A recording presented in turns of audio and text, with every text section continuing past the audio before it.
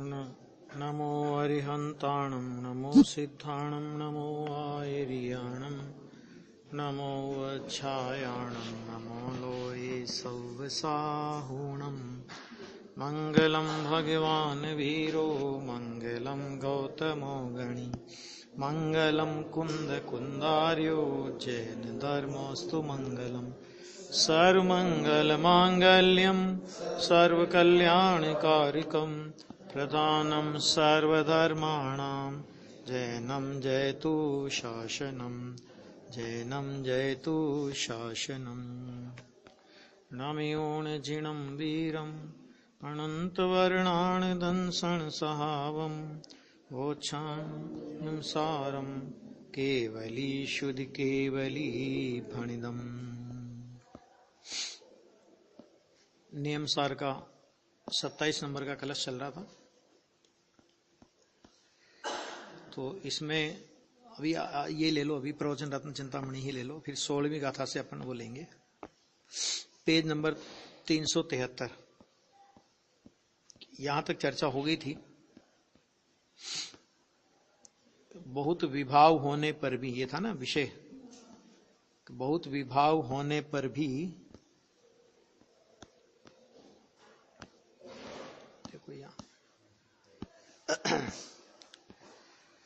सहज परम तत्व के अभ्यास में जिसकी बुद्धि प्रवीण है, ऐसा वह शुद्ध दृष्टि वाला पुरुष। 373 इसमें फिर कहते हैं, समय सार से अन्य कुछ नहीं है ऐसा मानकर परम श्री रूपी सुंदरी का बल्लभ होता है। यह है ना, ये आपका पेज नंबर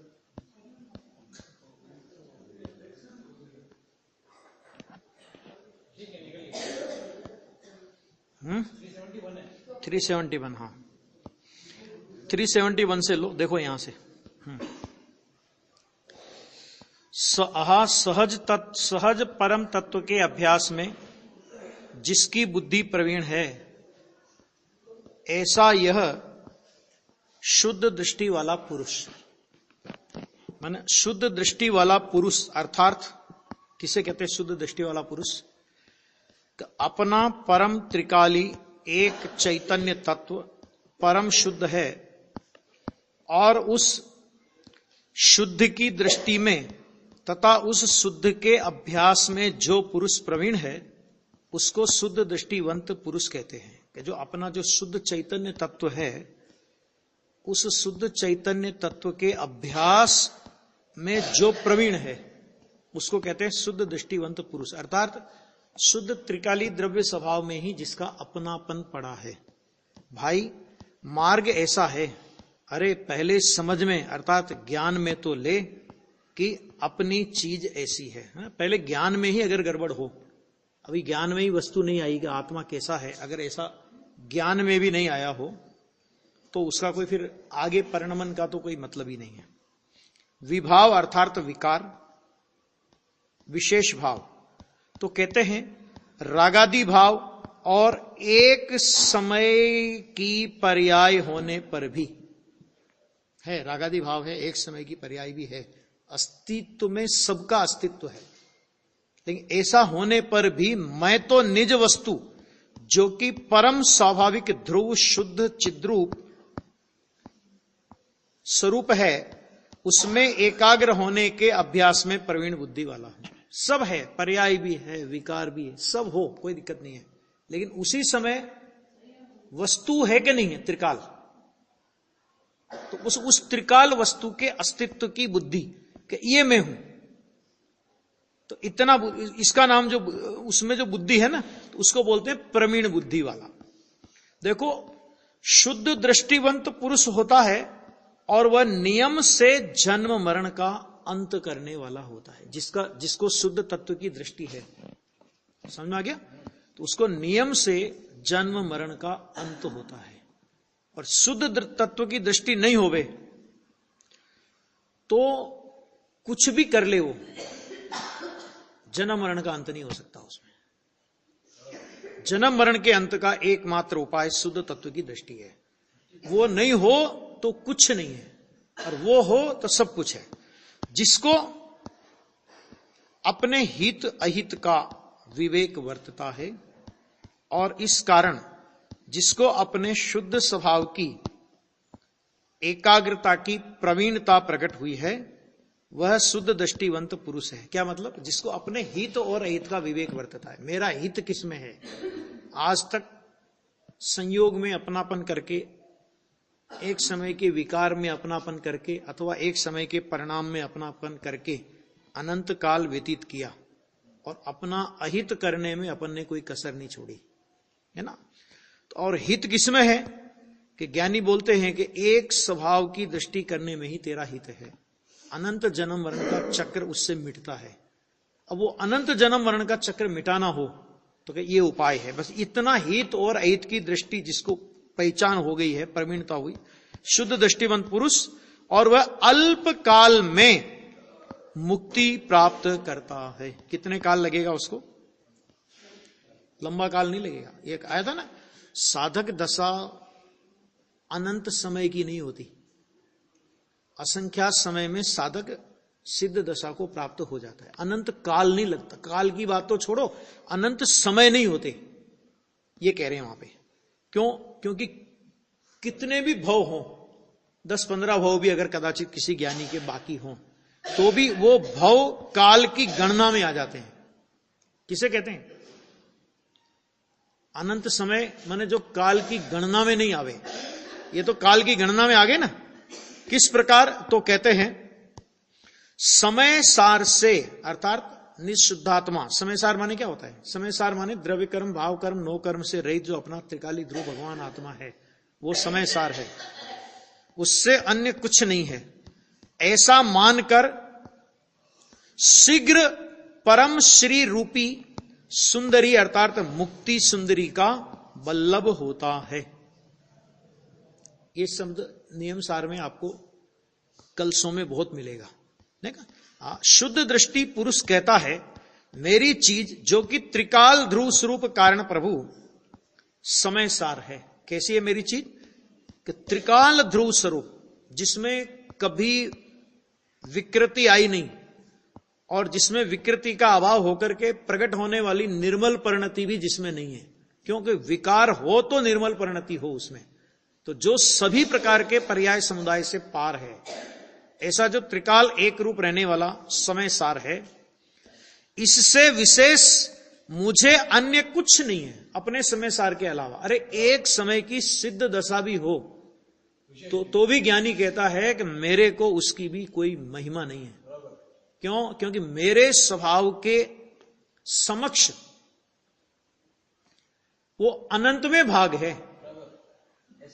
ऐसी अनंत अनंत सिद्ध दशाएं अनंत काल तक निकलती रहे और स्वभाव का खजाना खाली नहीं होवे, तो मैं एक समय की सिद्ध पर्याय की क्या महिमा करूं? मैं तो अनंत मुक्ति को अपने में पी करके बैठा हूं।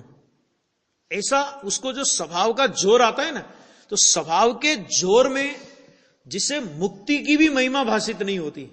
मोक्ष आया तो उछल जाए, ऐसा नहीं होता। क्यों नहीं होता? क्या हुआ? मोक्ष हुआ तो क्या हुआ? जो स्वभाव था वो प्रकट हुआ, तो नया क्या हुआ उसमें? मेरे लिए मेरे ठीक है, जो स्वभाव था वो प्रकट हो गया। तो स्वभाव की अधिकता छूटती नहीं, और एक समय की मुक्ति की अधिकता भी नहीं आती। ज्ञानी साधक की दशा तो ये है, एक समय की मुक्ति होगी, मुक्ति है, सम्य दर्शन हुआ ना, तो अपनी मुक्ति का उसको पता लगा गया, अभी निशंक निर्णय हो गया कि मेरा अनंत भाव संसार में नहीं है। ऐसा उसको निर्णय हो गया। अभी क्या होगा?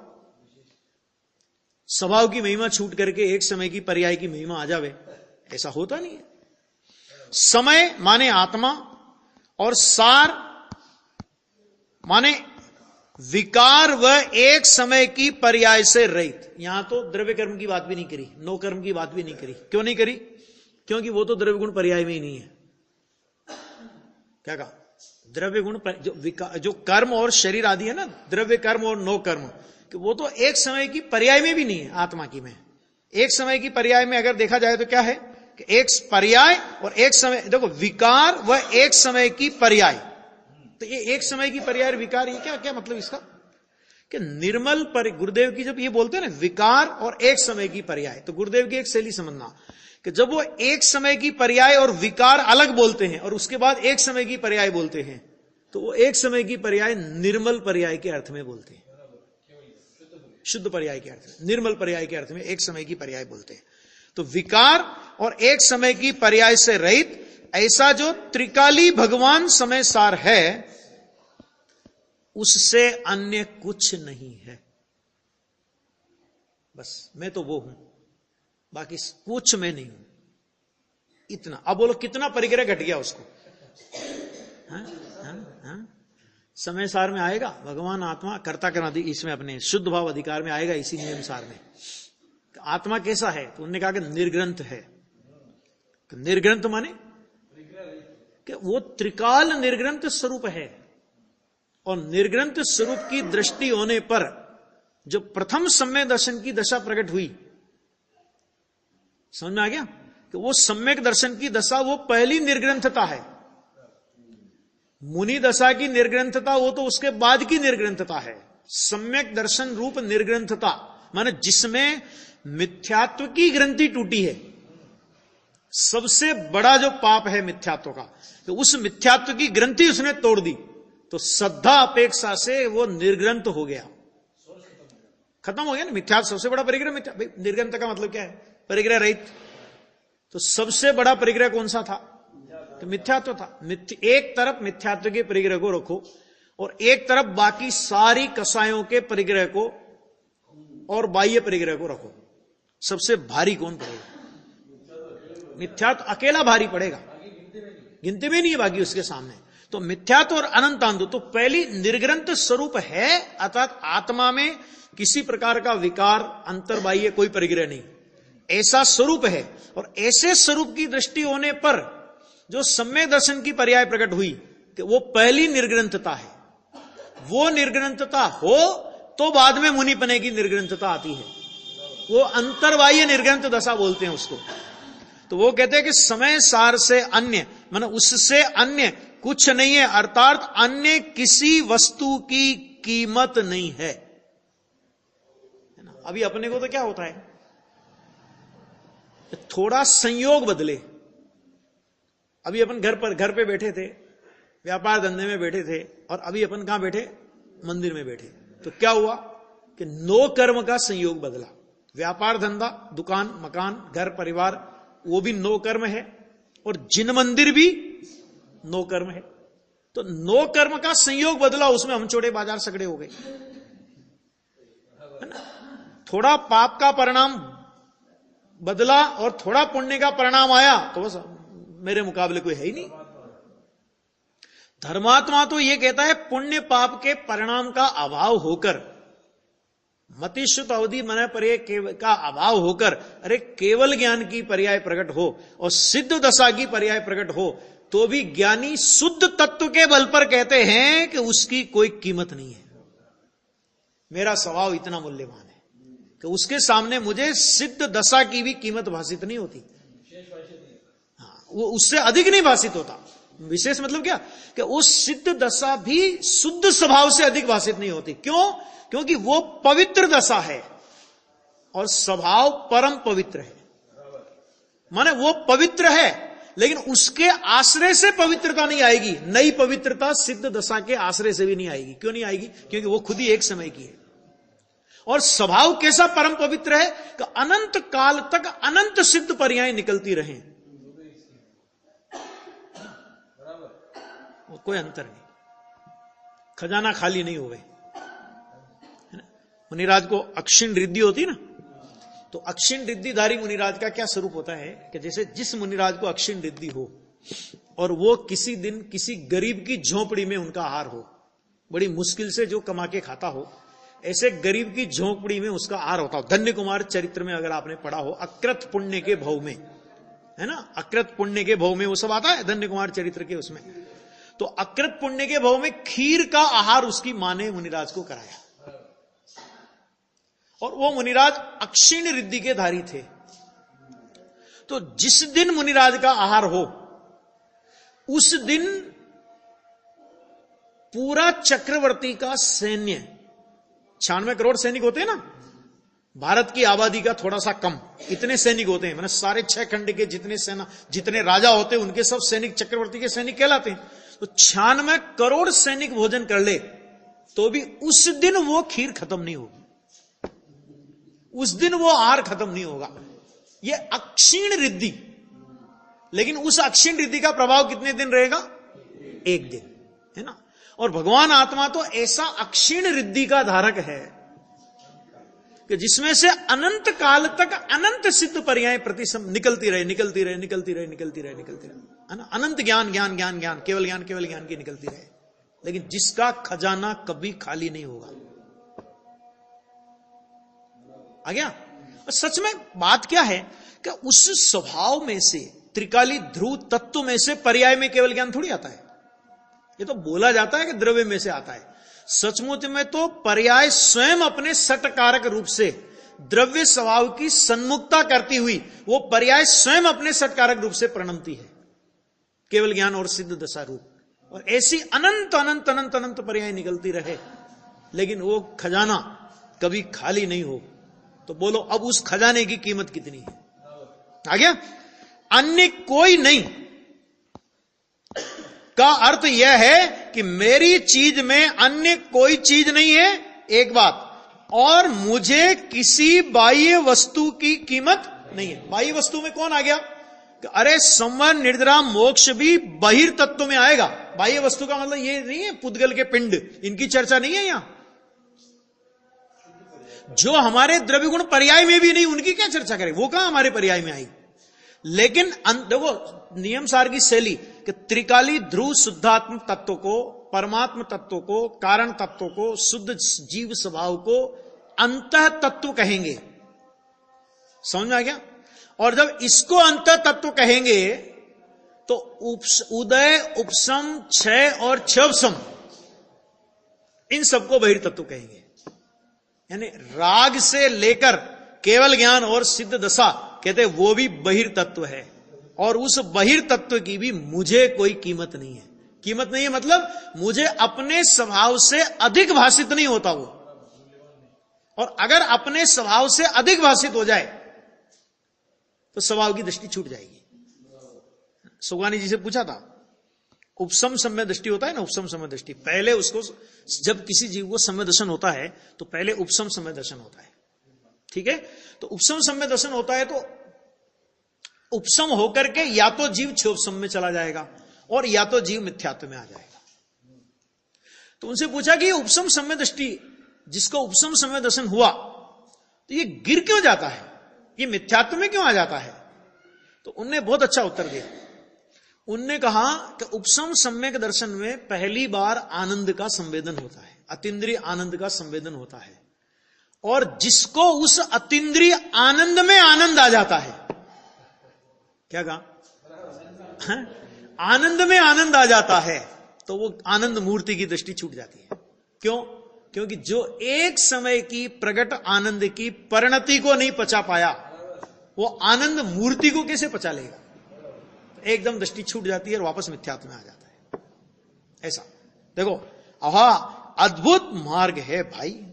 हाँ, यह तो अनंत तीर्थंकरों और केवलियों के द्वारा उपदिष्ट मार्ग बाहर आया है। देखो, ये ज्ञानियों की एक मर्यादा होती है कि कभी भी मार्ग, गुरुदेव श्री को तो इस काल में कोई गुरु नहीं मिला था ना, मिला था सत्य सत्य बताने वाला, उनके संप्रदाय का गुरु तो मिला था। इस संप्रदाय के गुरु के लिए तो वो खुद कहते थे कि बेचारे बड़े भद्रिक थे, लेकिन बेचारे को ये बात कान में पड़ी नहीं, है ना। दया ए सुख की बेलड़ी, दया ए सुख के खान, अनंत जीव मुक्ति गए, ये इस तरह की बातें करते थे, ये बात कान में नहीं पड़ी।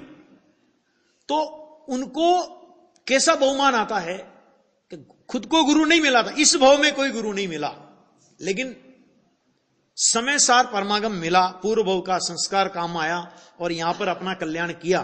तो वो उस बात को किसके नाम पर रखते हैं कि ये तो अनंत तीर्थंकरों की कही हुई बात है। मतलब मैं ये बात कहता हूं, मेरी अधिकता है, देखो ये बात नहीं थी और मैंने ये बात सबसे पहले अध्यात्म की करी, ऐसी बात गुरुदेव के प्रवचन में आपको कहीं नहीं मिलेगी। क्योंकि ये अनंत तीर्थंकरों का मार्ग है। आहा, भगवान तू अंदर परिपूर्ण है ना, परमेश्वर स्वरूप ही तू है। क्या बोले इससे ज्यादा? सारी दुनिया है? जब पामरता की रट लगा रखी हो सबने, है ना, ऐसे में परमेश्वरता की पुकार करने वाला ये दिगंबर दर्शन है। कोई कहने वाला है अपने को कि तू परमेश्वर है, भगवान, आत्मा, ये शब्द टीवी चैनलों पे जितने प्रवचन प्रसारण होते हैं आजकल, उनमें कभी सुना भगवान आत्मा कहते हुए किसी को? सुना है?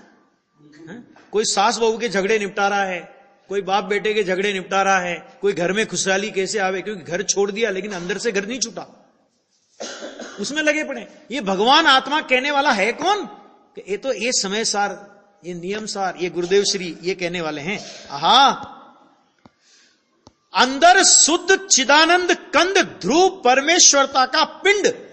शब्द कम पड़ते शब्द कम पड़ते।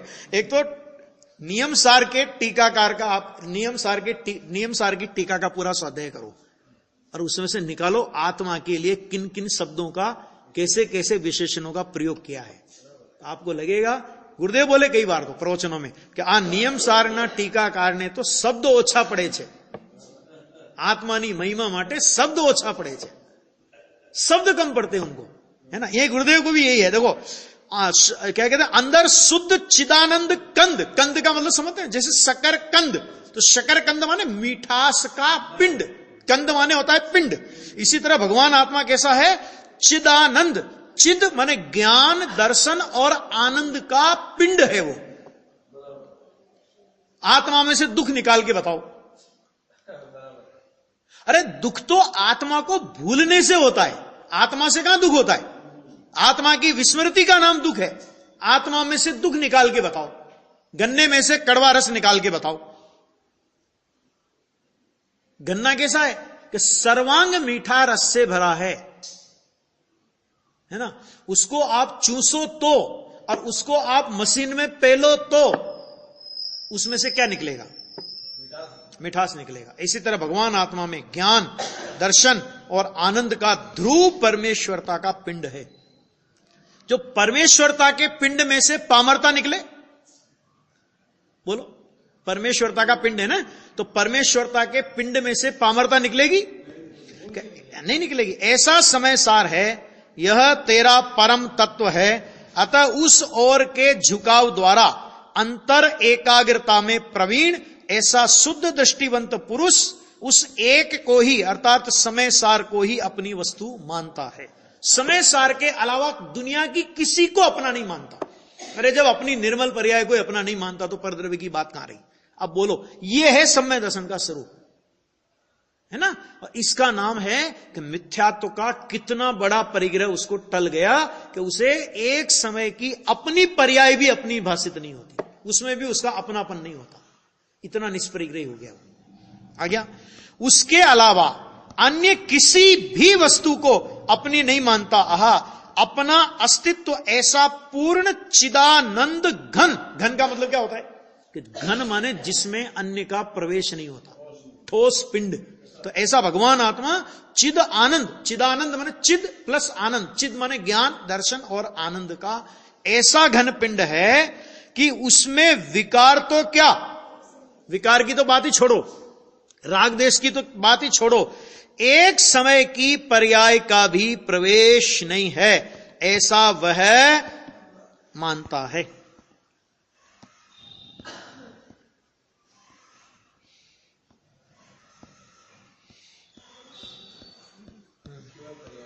मानता है, ऐसा वह मानता है।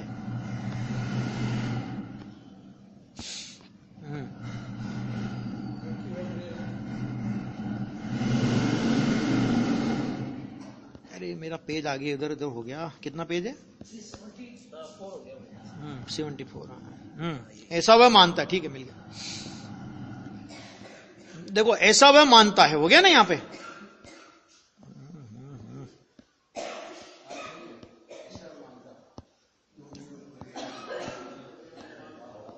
ऐसा वह मानता है। हाँ ऐसा, ऐसा वह मानता है। बराबर, आगे देखो। एक समय की पर्याय भी क्या, वो हमारी कुछ नहीं, ऐसा वह मानता है। यहां तो यह कहा है कि समय सार के अलावा कुछ अन्य नहीं है। हाँ, निज पूर्णानंद स्वरूप परमात्मा अर्थात कारण परमात्मा के सिवाय अन्य कोई चीज हमारी अपेक्षा से नहीं है। अस्थि नास्ति करेंगे ना, तो एक कारण परमात्मा वो मेरी अस्थि, और कारण परमात्मा के अलावा अन्य किसी चीज की अस्थि मेरी नहीं, ऐसा वह मानता है। आहा, पर चीज क्या, रागादि विकार क्या, अथवा एक समय की पर्याय क्या, हमारी ध्रुव नित्यानंद चीज की अपेक्षा से ये सभी वस्तुएं कुछ नहीं है। इससे ज्यादा क्या बोले अभी? हाँ हो गया, कोई बात नहीं। हाँ छूट गया वो थोड़ा, कोई बात, एक ही बात है वो तो आ गया ना। अब देखो इसके बाद, भाई गजब का कलश है। इससे ज्यादा क्या होगा? इससे ज्यादा क्या होगा? नियम समय सार में कलश आया, जितना भेदा जा सके उतना भेदना चाहिए, उतना भेदना चाहिए। तो कहां तक भेदेगा, कहां तक भेदेगा? पूर्ण निर्मल पर्याय तक भेद दिया। एक अखंड त्रिकाली वस्तु एक और बची, और एक और सारी दुनिया। विकार और निर्मल पर्याय भी दुनिया में गई, क्योंकि दृष्टि की बात है ना, ऐसा। अब देखो, पवित्रता का पिंड ध्रुव चैतन्य महाप्रभु ऐसा भगवान आत्मा समय सार है और वही निज परम तत्व है, जबकि उसकी दृष्टि, उसका ज्ञान, उसका अभ्यास वह पर्याय है। वह उस पर्याय का विषय, उस पर्याय का विषय पर्याय नहीं है। विषय पर्याय है, लेकिन पर्याय का विषय पर्याय नहीं। और जिस पर्याय का विषय पर्याय नहीं हुआ, वो पर्याय का नाम निर्मल पर्याय। और जिस पर्याय का विषय पर्याय बनता है, उस पर्याय का नाम मिथ्या दर्शन की अपवित्र पर्याय। क्योंकि पर्याय को विषय करे उसका नाम मिथ्या दर्शन, और त्रिकाली ध्रुव को विषय करे उसका नाम सम्यक दर्शन, निर्मल पर्याय। अपितु पूर्ण अंतः तत्व, ये शब्द आ गया देखो, अंतः तत्व। जब इसको अंतः तत्व कहेंगे ना, तो क्षायिक भाव तक को बहिर्तत्व कहेंगे। ये 50 नंबर की गाथा में नियम सार में आएगा। जीवादि 7 तत्वों का समूह पर द्रव्य होने के कारण वास्तव में उपादेय नहीं है। 38 नंबर की गाथा नियम सार। जीवादि 7 तत्वों का समूह। एक समय की पर्याय को जीव कहा, अजीव संबंधी विकल्प अथवा ज्ञान को अजीव कहा, पर की बात नहीं है। आश्रव बंध, पुण्य पाप, समर निद्रा मोक्ष, सब कि ये सब परद्रव्य क्यों कहा? कि जिस तरह परद्रव्य में से अपनी पर्याय नहीं आती, इसी तरह इन पर्याय में से पर्याय नहीं आती, तो इसको कहा परद्रव्य। हे ऐसा कहा। अंत तत्व ऐसा यह परम तत्व है, अर्थात पर्याय का अभ्यास द्रव्य तरफ के झुकाव का है। पर्याय का अभ्यास पर्याय तरफ के झुकाव का नहीं है, ऐसा कहते। यह है सीधी सी बात। पर्याय का झुकाव पर्याय की ओर नहीं रहा, पर्याय का झुकाव द्रव्य की ओर हो गया। अर्थात द्रव्य रूप ही अपने को अनुभव करने वाली पर्याय, उसमय अपने को अनुभव करने वाली पर्याय, उसका नाम सम्य दर्शन है। और अपने को पर्याय रूप अनुभव करने वाली पर्याय, उसका नाम पज्जय मूढ़ा ही पर समया मिथ्या दर्शन है। बापू, धर्म ऐसा बहुत सूक्ष्म है, बहुत सामान्य लोग ऐसे समझ लिया ना, एक बीड़ी पिला दो तो धर्म हो जाएगा, ये कर दो तो धर्म हो जाएगा। मैंने इतना धर्म सस्ता हो गया होता तो फिर अभी तक तो कोई अधर्मात्मा बसता ही नहीं। आ गया? समय सार से अन्य कोई नहीं है, अर्थात मेरा ही एक पूर्ण परिपूर्ण शुद्ध अस्तित्व है। मेरा ही पूर्ण परिपूर्ण शुद्ध अस्तित्व है। आ गया? ऐसा जानकर उसकी ही दृष्टि और उसका ही अंतर अभ्यास करके उसमें ही एकाग्र अर्थात लीन होकर रहना, इसका नाम है धर्म। ना, अब धर्म के नाम पर कहां कहां भटकते हैं अपन लोग। रत्नखंड श्रावकाचार में पंडित सदासुखदास जी ने दूसरे नंबर की गाथा में कहा कहां कहां धर्म के लिए जीव भटकता है, वो सब उनने लिस्ट गिनाई और गिनाने के बाद लिखा कि धर्म तो आत्मा का स्वभाव है, सो अपने आत्म स्वभाव में अर्थात अपने ज्ञायिक स्वभाव में श्रद्धा, ज्ञान और अनुचरण करके उसमें लीनता करना, उसका नाम धर्म। और ऐसा धर्म जब जीव को प्रकट होता है ना, तो फिर उसके विकल्प पर व्यवहार धर्म का आरोप किया जाता है।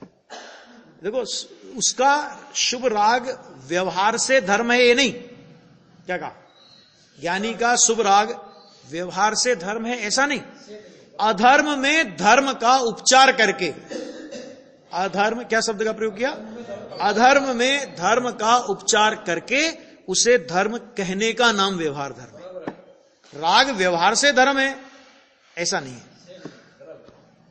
आहा, शुद्ध दृष्टिवंत पुरुष कहता है, क्या कहता है कि मेरे पूर्ण ज्ञानानंद स्वरूप की अपेक्षा से अन्य कोई चीज ही नहीं है ना।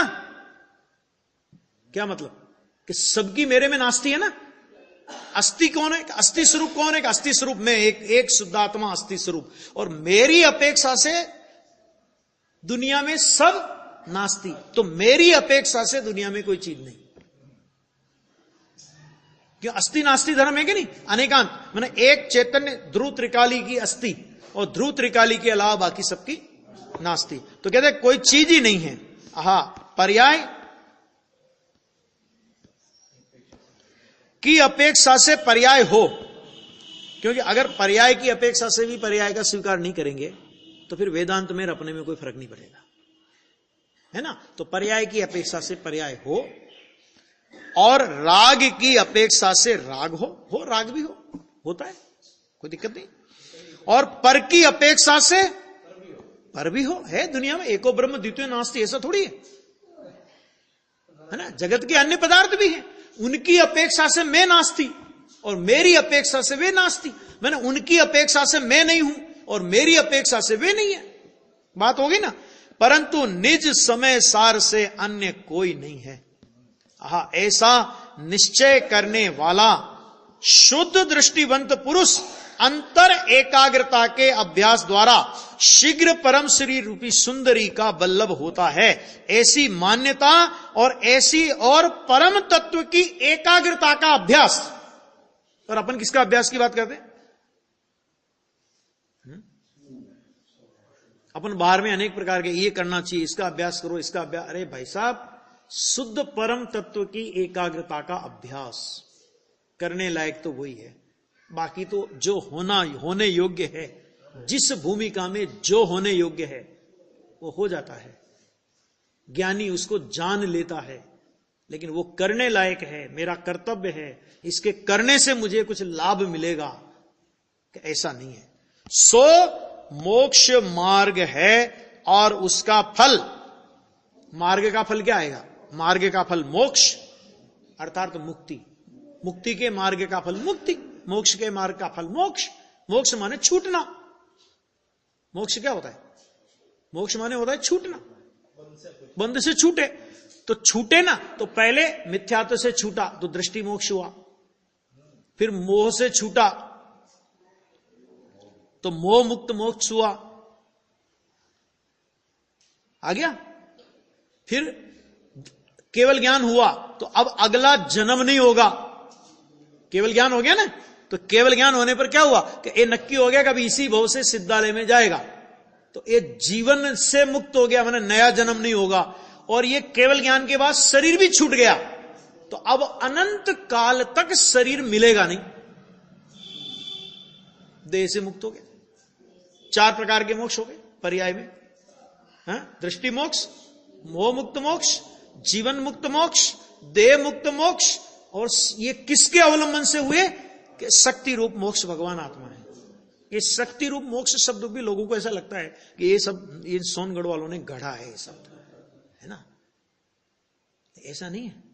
आचार्य जयसेन ने 320 नंबर की गाथा में शक्ति रूप मोक्ष शब्द का प्रयोग किया है, और वो कहा कि इस शक्ति रूप मोक्ष तो आत्मा में पहले से विद्यमान है, यह तो व्यक्ति रूप मोक्ष की बात चलती है। उस व्यक्ति रूप मोक्ष का कारण कौन, तो शक्ति रूप मोक्ष शब्द का सीधा सीधा प्रयोग आचार्य जयसेन ने किया है 320 नंबर की गाथा। और जगह भी है, लेकिन 320 नंबर की गाथा में शक्ति रूप। लोगों को तो क्या होता है, हमें तो भाव नहीं, वही शब्द बताओ तुम।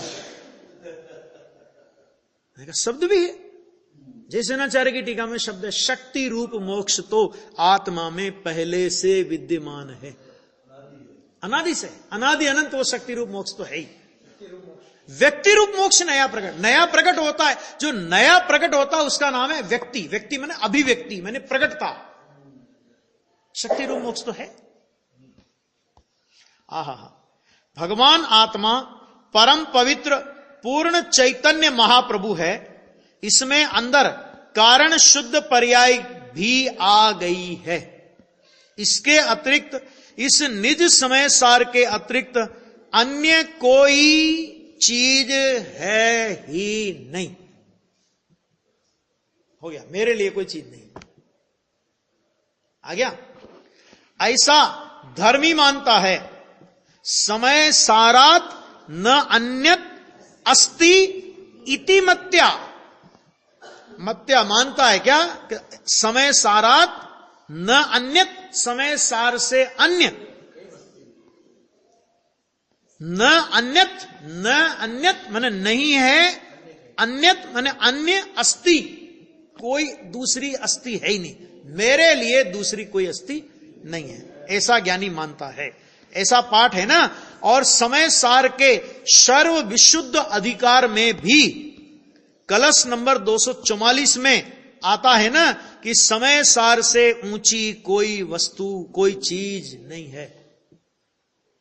ये बहुत अच्छा प्रवचन है गुरुदेव का इस पे, इस कलश पर। समय सार से ऊंची कोई वस्तु नहीं, एक लाइन ही बहुत है उनके लिए, तो 1 घंटे के लिए समझ में आ गया।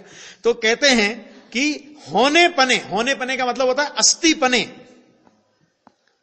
यदि कोई हो तो वह मेरा एक पूर्ण भगवान समय सार ही अस्ति है। आहा, शुद्ध दृष्टि पुरुष ऐसा जानकर मानकर अंतर्दृष्टि द्वारा अंतर एकाग्र होकर शीघ्र मुक्ति को प्राप्त करता है।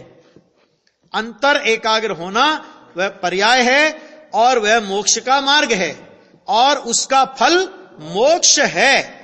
यह नियम सार है ना, इसलिए यहां मोक्ष मार्ग और उसके फल का वर्णन किया गया। शुरू में कहा था कि इस ग्रंथ में क्या वर्णन करेंगे हम, तो आचार्य देव ने शुरू में कहा था कि मार्ग और मार्ग फल का इस ग्रंथ के अंदर हम प्ररूपण करेंगे। है मार्ग मोक्ष उपाय एवं मार्ग ही है मोक्ष फल, कि मार्ग और मार्ग फल का निरूपण करेंगे। कहा था ना नियम सार, नियम के, नियम माने क्या है, नियम का मतलब नियम से निश्चित रूप से करने योग्य कोई है, क्या है, ज्ञान दर्शन चारित्र। और उसमें सार के लिए, उसमें सार शब्द क्यों लगाया, तो कहा कि विपरीत के परिहार के लिए सार शब्द का प्रयोग किया और विपरीत में व्यवहार सम्य दर्शन ज्ञान चारित्र को डाला। क्यों, क्योंकि मिथ्या दर्शन ज्ञान चारित्र की बात इसलिए नहीं करे कि मुनिराज की भूमिका में वो तो होता ही नहीं। व्यवहार सम्य दर्शन ज्ञान चारित्र वास्तव में उसका विरोधी है, उसको विरोधी गिना उन्होंने। क्यों, क्योंकि मुनिराज मिथ्या दर्शन ज्ञान चारित्र का अभाव नहीं करते, मुनिराज व्यवहार सम्य दर्शन ज्ञान चारित्र का अभाव करते हैं। आ गया समझ में। देखो, आहा, इस नियम सार में मार्ग एवं मार्ग फल का वर्णन है ना, तो कहते हैं कि त्रिकाली पूर्ण स्वभाव भगवान आत्मा का ज्ञान करना, उसकी दृष्टि करना, उसमें लीनता करना मार्ग है। और यह जैन धर्म का मोक्ष मार्ग है। और जो इस मोक्ष मार्ग में स्थित है वह शीघ्र ही अर्थात अल्पकाल में मुक्ति को प्राप्त करता है। अब अल्पकाल में मुक्ति को प्राप्त करता है ये कहा, तो फिर शिष्य ने प्रश्न किया कि यहां शीघ्र कहा है तो फिर क्रमबद्ध कहां गया, क्रमबद्ध में होगा मोक्ष तो शीघ्र हो जाए, कैसे हो जाएगा शीघ्र, क्रमबद्ध कहां गया। तो उसका उत्तर देते हैं गुरुदेव कि भाई उसकी क्रमबद्ध में ही शीघ्र मोक्ष होता है। जो मोक्ष शीघ्र होता है ना, तो वो उसकी क्रमबद्ध में ही होता है। मतलब जिसने भगवान आत्मा की दृष्टि ज्ञान और अनुभूति की उसकी क्रमबद्ध पर्याय में ही ऐसी योग्यता है कि उसको अल्प काल में ही मुक्ति की प्राप्ति होगी, उसको मुक्ति में अनंत काल लगे, ऐसा नहीं होता। केवली भगवान को जिसने जाना, केवली भगवान के केवल ज्ञान का जिसने स्वीकार किया, उसके अनंत भव केवल ज्ञानी ने अपने केवल ज्ञान में नहीं देखे। कोई कहे ना, गुरुदेव से पूछते थे ना कि केवली भगवान ने हमारे अनंत भव देखे होंगे तो एक भी भव कम नहीं होगा, तो उन्होंने पहला प्रश्न किया, तुमने केवली भगवान को माना? केवली भगवान के केवल ज्ञान का जो स्वीकार करता है, तो सर्वज्ञ स्वभाव का स्वीकार किए बिना केवल ज्ञान का स्वीकार नहीं होता। पर्याय के लक्ष्य से पर्याय का स्वीकार नहीं होता, द्रव्य के लक्ष्य से पर्याय का स्वीकार होता है। तो जब त्रिकाली सर्वज्ञ स्वभाव को स्वीकार किया तो उसने केवल ज्ञान को स्वीकार किया, और जहां सर्वज्ञ स्वभाव की स्वीकृति आई, अर्थात मैं सर्वज्ञ स्वभावी हूं, आया, अब ऐसा जहां स्वीकार हुआ, उसके अनंत भव केवल ज्ञानी के केवल ज्ञान में नहीं आते। केवल ज्ञानी ने अपने केवल ज्ञान में उसके अनंत भव नहीं देखे, और जिसके अनंत भव केवल ज्ञानी के केवल ज्ञान में हो, वो केवल ज्ञानी को स्वीकार कर ही नहीं सकता।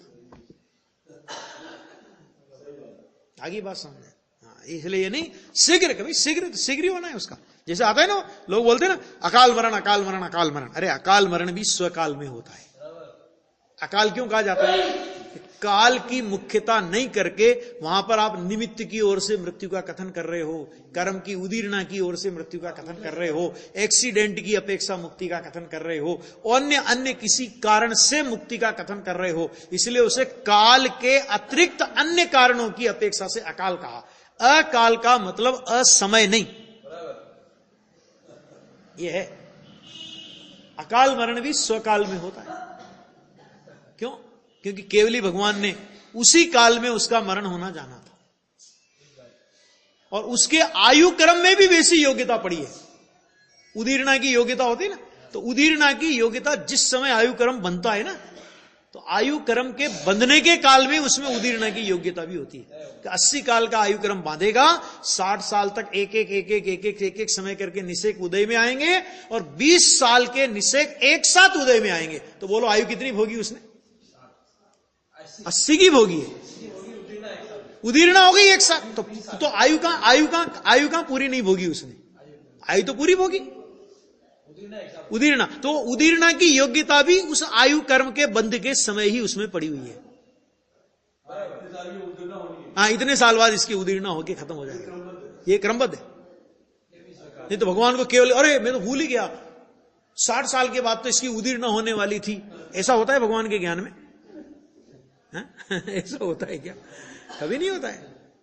ये योग्यता है, उदीर्णा की भी योग्यता है उसमें। देखो आहा क्या कहते हैं, अपनी समय सारमय वस्तु जो कि पूर्णानंद चिदानंद स्वरूप भगवान आत्मा है, उसमें जिसकी बुद्धि लगी है और उसमें जिसकी दृष्टि स्थित है, उसको अल्प काल में ही पूर्ण शुद्धि प्रकट होने का काल है, क्योंकि मोक्ष मार्ग की स्थिति ही असंख्य समय की है। असंख्य समय में नियम से मोक्ष हो जाएगा। मुक्ति का काल सादी अनंत है, परंतु मोक्ष मार्ग की स्थिति असंख्यात समय की है। इस कारण मोक्ष मार्गी जीव शीघ्र अर्थात अल्पकाल में ही मुक्ति प्राप्त करता है। इससे क्रमबद्ध के नियम को कहीं बाधा नहीं आती। मोक्ष मार्गी को शीघ्र मुक्ति होना क्रमबद्ध में ही है, उसमें कोई उसको बाधा नहीं आती।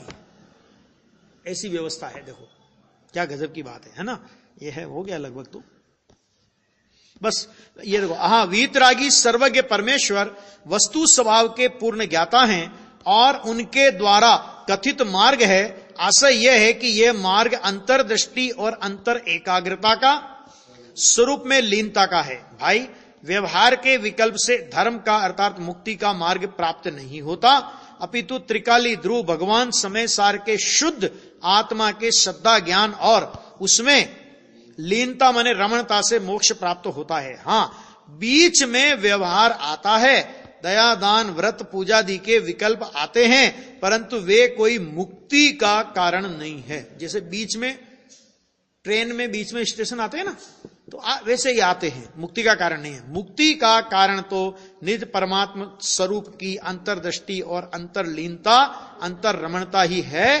बस धर्मात्मा को वही अल्पकाल में मुक्ति का कारण होता है तथा उस शुद्ध दृष्टिवंत पुरुष को क्रमबद्ध में मुक्ति के लिए अल्पकाल ही रहा है, अर्थात वह शीघ्र मुक्ति को प्राप्त करता है। मूल बात तो इतनी इसमें कहनी है, बस बात तो ये हो गई लगभग ये जो बात आई ना कि ये अल्पकाल शब्द से अपने को घबराने की जरूरत नहीं है। क्रमबद्ध टूट गई, क्रमबद्ध नहीं टूटी, क्रमबद्ध में ही उसका अल्पकाल में मोक्ष जाना नक्की है। उसकी पर्याय में क्रमबद्ध योग्यता इस प्रकार की है। और ज्ञानी को अपनी मुक्ति की निशंक प्रतीति कहां होती है? सम्यक दर्शन में आया ना, समय सार की इसके अनुभव में लीन होना यही मुक्ति का उपाय है। ये उसको अपने सम्यक दर्शन में इस बात की शब्द बाबूजी की पूजा में भी आता है, सिद्ध पूजा आती है ना, तो सिद्ध पूजा में आता है, हे आज मुक्ति का उद्घाटन, हे प्रभु प्रभु मेरे मंडप में आओ, हे आज मुक्ति का उद्घाटन। और वो कहां, वो शब्द कहां प्रयोग किया उन्होंने? मेरी पहली अनुभूति जगी।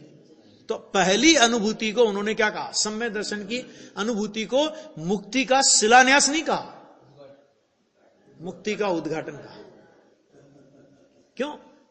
क्योंकि भाई साहब जब सम्यक दर्शन हुआ ना, तो सम्यक दर्शन से लेकर मुक्ति तक की बीच की जितनी पर्याय हैं उन सबको गौण करता हुआ साधक अपने को मैं तो मुक्त स्वरूप ही हूं, ऐसा वो इतना जो बीच का थोड़ा अंतर रह जाता है उस भेद को भी निकाल कर, हे प्रभु आप मेरे मंडप में आओ। क्यों? क्योंकि आज मेरी मुक्ति का उद्घाटन हो रहा है। ऐसा शब्द का प्रयोग शेष।